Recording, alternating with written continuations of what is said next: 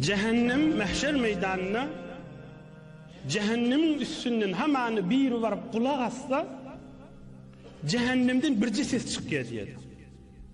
Cehennemin içindeki adamların bir ses çıkıyor. Ne ses çıktı? Cehennemi adamların hemmesinin sesi göğüne çıkıyor da hemmesinin sesi şu diyordu. Rabbena, Rabbena, fakat Rabbena çıkıyor. Can Hudayımın, Can Hudayımın, ya da ya Rabbi, ya Rabbi, ya Rabbi, yanıttı son gıygır ya da Allahümme, Allahümme, evde yok, iyide yok. Cehennemden çıkan sesler şılada.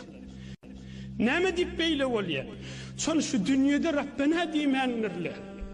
Sonra şu dünyada Allahümme diyemenlerle. Sonra şu dünyada ya Rabbi diyemenlerle. O zaman cehenneme varana inni gıygır diyordu. Ya Rabbi, ya Rabbi.